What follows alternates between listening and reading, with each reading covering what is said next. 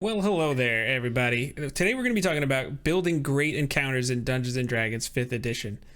Sometimes, even if you follow the guidelines in the Dungeon Master's Guide, encounters just don't quite meet your expectations, whether the players just breeze through them, they're too difficult, maybe you thought they'd be harder than they were, whatever the case may be. But today we're going to be taking a look at how to really kind of go beyond the numbers and get some good encounters for you, so stay tuned.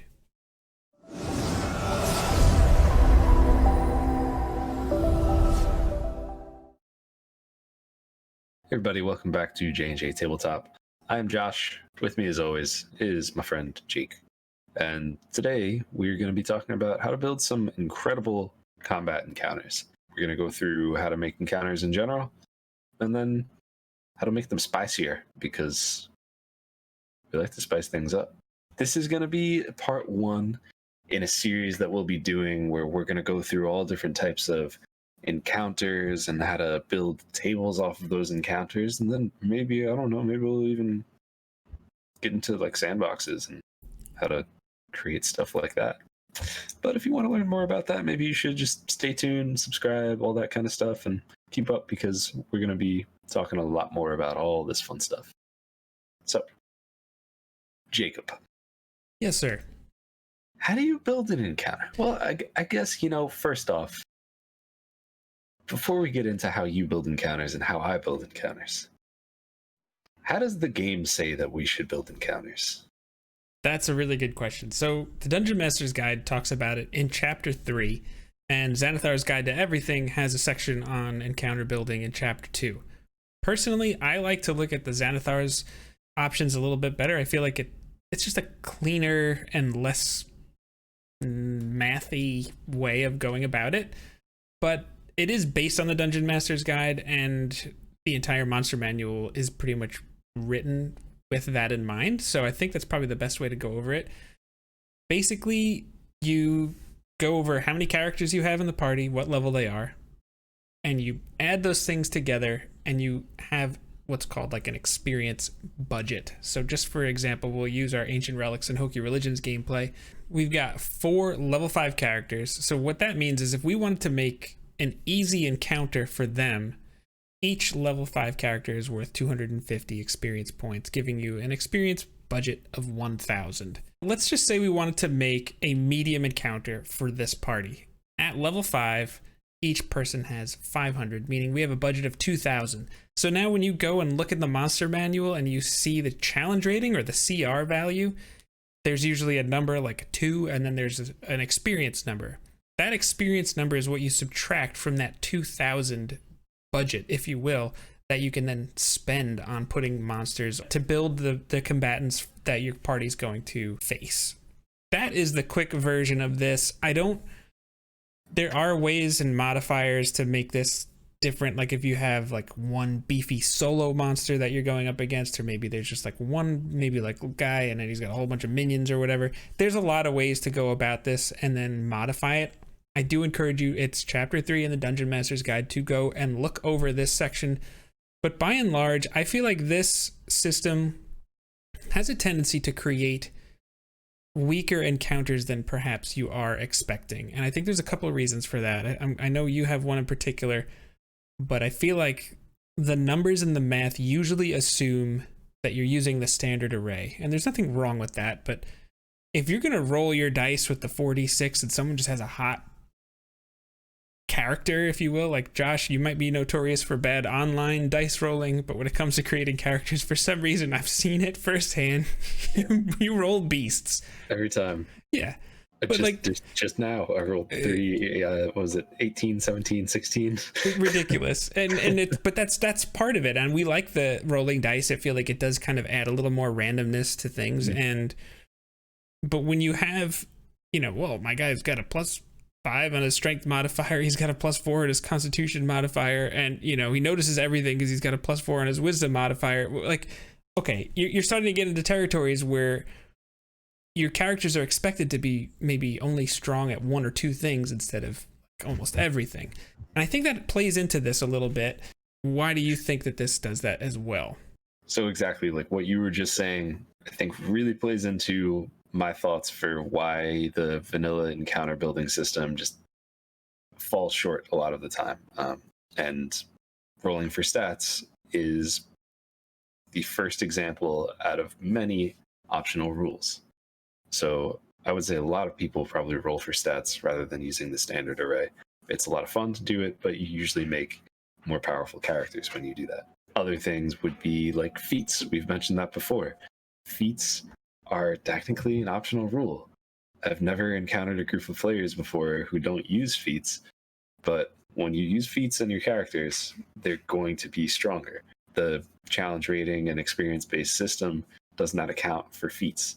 It doesn't account for multiclassing. It doesn't account for flanking. A lot of tables use flanking. There are any one of these little things could really throw off that system, but especially tables that use all of them, the system is totally gone. At that point, when you're an optimized multi-class build with an 18 in your highest stat or 20 in your highest stat because of racial bonuses, and you're also flanking, so you always have advantage, and you also have like some really sweet feats. Yeah, I don't think the solution to that is to just not have fun with making powerful characters. I think the solution is just modify the rules that they have. So like there's a clear pattern. Like when you look at, there's a table in chapter 3 of the Dungeon Master's Guide, and when you look at that table, like just look at the pattern and maybe just like bump everything up one. So like, for example, level 1 characters, an easy encounter is 25, mediums 50, hard 75, deadly 100. I think that pattern's pretty easy. You could just tack 25 on each one, and you're probably going to be fine. I think the real like art form to creating an encounter in this way, at least if you're just kind of going by the numbers here, is to just have a better grasp of your players and what those characters are capable of in the first place. So, if we're talking about the Dragon of Icespire Peak, for a 3-person party, that was the most ridiculous front line I've ever seen in my life. Like, Marcus and Daisy held it down. Like, especially when you think about the Polearm Master, the Sentinel, all the things. Like, it was just, nobody's ever touching Landor. And I can't tell you how many times Mike will be like, nobody even hit me, I'm fine. But that's a tremendous strength of that party. So if I was going to try and challenge that party, I would probably think of something like archers from more like positions of cover and maybe spread them out so that one hypnotic pattern isn't going to incapacitate more than half of the group. Now, you're actually technically working with the same level threats, but they are different threats, which is going to threaten that party in a different way. And I think this is where you have to really think about it, right? So I think our Ancient Relics and Hoki Religions party has a strong single target damage potential, especially now that we hit level 5. Echo hits like 1,000,000 times around. We've got a rogue. Vale he's now has 2 attacks on his turn, and he's got some magic that can augment his damage. So they're going to be able to take down a big boy kind of quicker. So the kind of threat that's going to threaten that party is different than the kind of threat that threatens a different party. So you have, are they good at supporting each other like Melly is? Are they good at controlling the battlefield?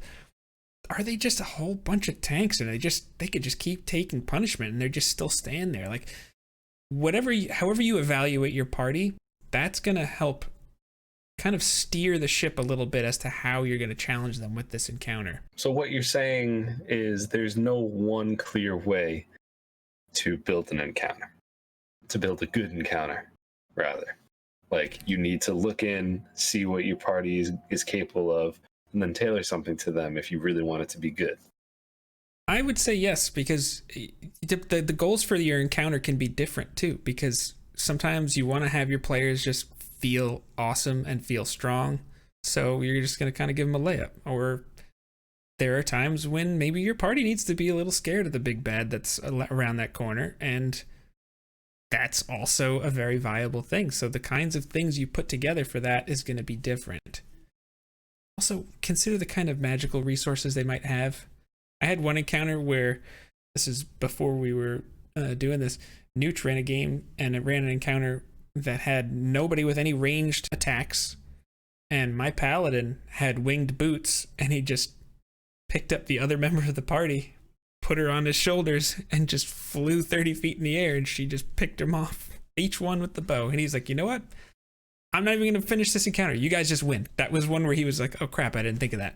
But if you go by the numbers, the system they give you, oh, this should be fine. In fact, it's deadly. Well, is it? I think that's a really good point. And any deadly encounter is not necessarily a deadly encounter if your party is strong against that specific thing. If you're throwing a whole group of orcs up against Marcus, Faust Winterburn, doesn't matter. It's gonna be a long day for the orcs. It just is. When I build encounters, a lot of the time I like to look at things in the lens of like the action economy. So instead of looking at like experience levels or anything like that, I mean, I'll always consider what you were just mentioning before. What is my party strong against? What are they weak against? But when I'm talking about just building an encounter in general, a lot of the time I'll just look at like, all right, well, how difficult is this going to be? Maybe there's a bunch of goblins, right? Goblins on their own aren't that bad, but you throw a whole bunch of goblins at your party, and suddenly you're looking at 4 actions in one round against 10 actions. Well, even if you guys are pretty strong, that could add up quickly, especially when you're talking about goblins who can hide and then attack from cover. Even more powerful parties just sprinkling in a dozen goblins with bows shooting from God knows where. That's a significant threat. It doesn't have to be an ancient dragon. It doesn't have to be a mind flayer. It doesn't have to be a lich. You can challenge your parties with anything. Think about the terrain. Think about, I mean, are you doing theater of the mind or are you doing battle maps? Like, what kind of cover is there? Maybe it is just like an all-out brawl. Well, you know what? A character like a rogue is really going to struggle in that if they don't have anything to hide behind and get their sneak attack. They're going to have to actually get in the thick of it and try to give themselves an advantage some other way. And those are good things to throw out there so that, you know, every encounter isn't always like you start 15 feet away, you start 30 feet away, and yeah, you have a little bit of cover, they have a little bit of cover, like whatever, and everyone has everything available to them. No, sometimes you meet in the desert and maybe you're 60 feet away, you know, like who knows? So there's so many ways to spice up an encounter.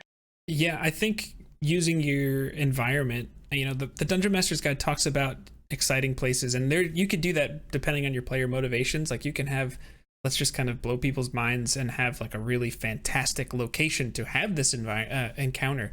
But I think when the environment provides agency, which is, you know, it's just something you hear all the time in these games, when the environment makes the decisions you decide in combat to be significant, that adds to it. You can use your environment to create encounters that either enhance what the party is good at or could exploit a weakness of theirs. Just like before when I was talking about how if I were to challenge the Dragon of Icespire Peak team, if you had elevated archers just firing down, that would be a very different encounter for them, because Marcus and Daisy excel when they're in close, and Landor, he can do a lot, but he's also not a big damage dealer. He's a support character and a battlefield control character. So, you know, there's a lot of different ways you could go and just have that be another factor, which doesn't factor into the numbers that the DMG is giving you. So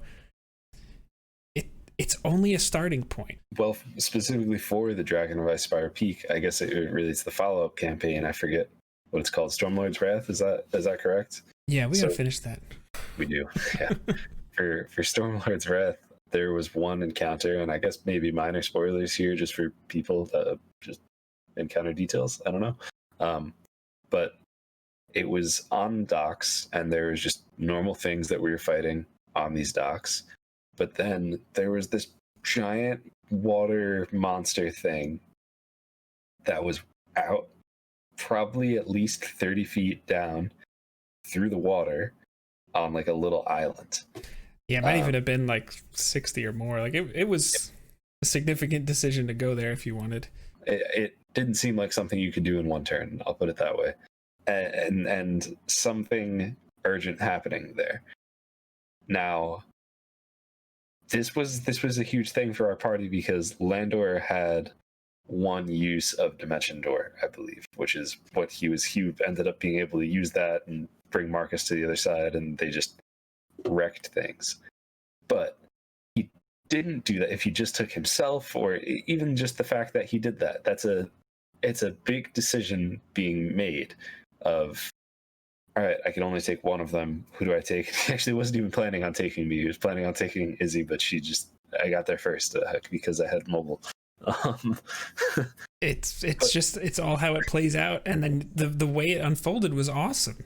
Yeah, yes, the way everything worked with that encounter was incredible, and it was challenging, and there was a lot of planning and tactics that we had to do on our part in it that I really enjoyed. But that small just section of water was such a huge difficulty for us to overcome, because we dimension doored and got to the other side, but Izzy had to go down and she got stuck and she got attacked by creatures that were in the water. Of course, there were creatures in the water. Of course. And she almost died.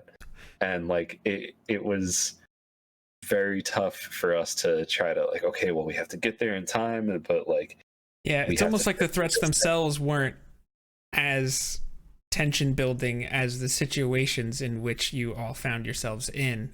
There's just so much more to it than the numbers. There just is. Yeah, there's so many little things you could do with, is it snowing? Okay, maybe your archers have a hard time with line of sight. Like, maybe your vision is not what your vision is, or your range is not what your range is. It's very windy, so archers are going to have a disadvantage or something along those lines. Maybe the wind or snow is cover. Like, there's little things like that.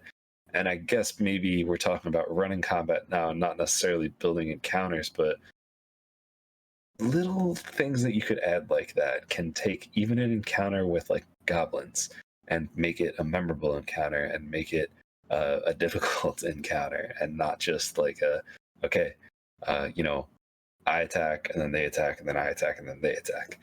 I completely agree. I think another fun thing that, and the DMG does talk about this, is having different goals other than simply defeating your enemy. So in that encounter, and I think it's okay to have a little bit of a spoiler, but just defeating the opponents that Josh and the rest of the pumped up kids found themselves in, there was another important goal, and there were innocent people to try and save. And because of that, it added more tension. The threats themselves, if it was just like, old like Revolutionary War times, just like, you line up your guys, I'll line up my guys, and we'll just shoot each other. It's the way that actually was a thing back in the day blows my mind. However, this was much more exciting because there were so many more stakes involved. Okay, so let's say, Josh, you're a new dungeon master, and you've got your, you have your experience budget that you spent. You feel like you've landed on the difficulty level that you want to be on, but you're just not sure. Like, you've run some encounters in the past and the dice have just had wild swings, as once in a while they do. How do you handle that in the middle of it all? There's a lot that you could do on the fly, and as you gain experience as a DM, you will realize that, like, oh, hey, I can do all this stuff on the fly, and that's okay. I'm allowed to do this. But the one thing that I will always say is that it's an invaluable tool for encounter building, especially when you're a new DM. Always, but especially when you're a new DM, is to put your enemies in there in waves. So however you decide to stagger those waves or throw those waves at your players, whether that's like, all right, I'm gonna roll a d6, and if I get this, that, or the other thing, then this many are gonna come out, or after this many turns they're gonna come out, or if you just have them there and you're just waiting to decide when you want to use them. It's really good to have waves because it allows you the ability to experiment. You can throw some enemies out there, and if it looks like things are going really well for the party, then maybe you throw that wave out there. And all right, now it's going to be difficult. If it looks like things are like way more difficult than you thought it was going to be, your enemies are critting and your players are critically failing, well, maybe forget about those waves. Players don't know about them. You have an eraser. You don't need to use them. I think that one of the great skills that you will learn DMing is the ability to go with the flow in everything. The obvious way is in social encounters, and that's what everyone always remembers, but you will also learn that you need to go with the flow in combat encounters and sometimes pull your punches. Sometimes you don't have to use all of those enemies that you planned on using.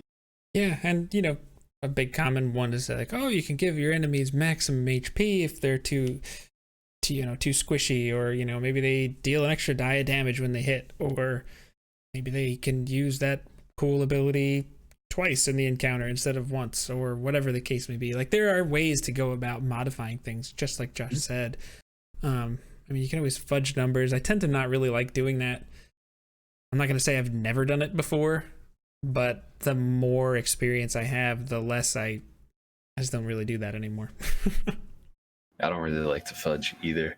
I'm right there with you. I don't really like to fudge. You can, if you feel like you need to, then you can. You're technically allowed to. But I will quote the great Jim Davis, or paraphrase at least: if you find yourself fudging, why did you roll the dice in the first place?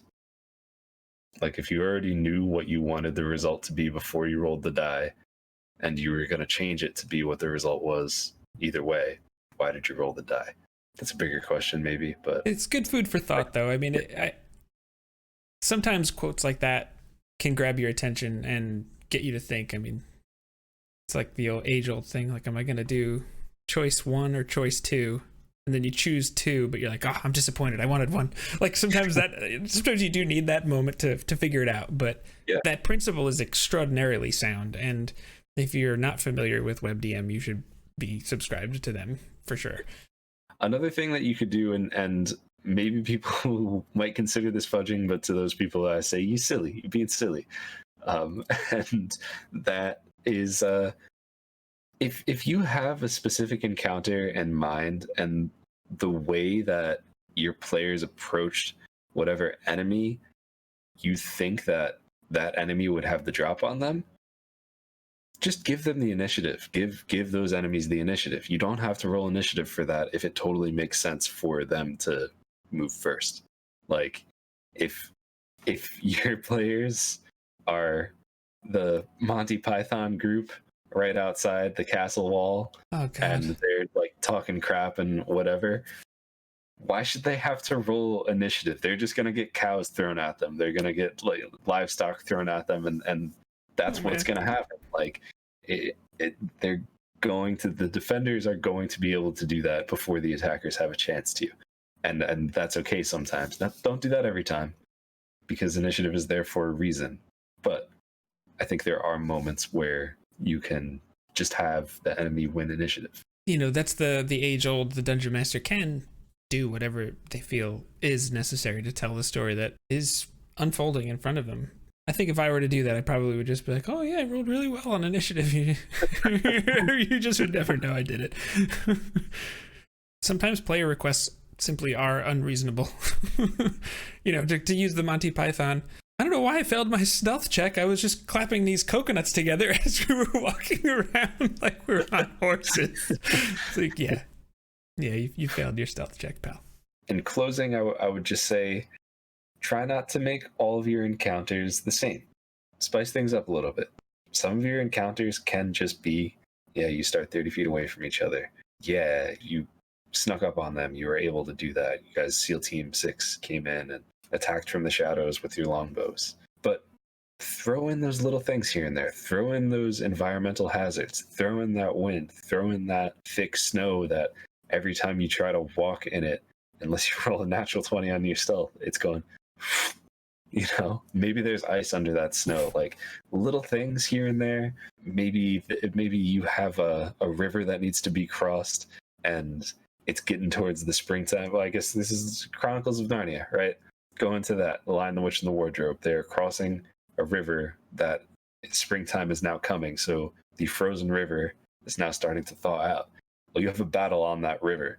There's a lot more that you have to think about other than just fighting the enemy or crossing the river. If you there's also a lot more creative things players can do with that. Maybe they're losing the battle and need to retreat, and someone uses telekinesis on a rock and breaks the river or melts it with a wall of fire. Like, whatever. Yeah. Just players come up with cool ideas. I think that is my biggest tip that I could possibly give you, is if you don't want things to feel boring, give your players opportunities to come up with creative solutions. And something like what I just mentioned, they have an opportunity to, like, Jake gave you 2 right off the bat. Maybe they're going to melt it. Maybe they're going to try to crack it. Like, that was just something off the top of both of our heads. Like, spend a little time thinking about it. Every once in a while, just throw something different out there. Give them an opportunity to shine and do something crazy, and they'll be happy about it. And I think you will too. Jake, you know how I always end up rolling really good characters, and then I always like roll very poorly at the table. Yeah, particularly online rollers just hate you. Well, that too, yeah. But I think I figured it out. I suck at rolling d20s. So like that's why I'll miss attacks and ability checks and that kind of stuff, because I think it's because I've had a lifetime of experience rolling d6s, right? Like, I've been playing board games my whole life. Settlers of Catan, Sorry, Trouble, Monopoly, Risk. It's a different skill set. Different skill set. And D20s I've only been doing for like 4 or 5 years, something like that. Yeah. It feels different in your hand. It's like a whole different weapon. It's like a different proficiency, if you will. It's like I don't know how to throw it. It's like, that was a 1.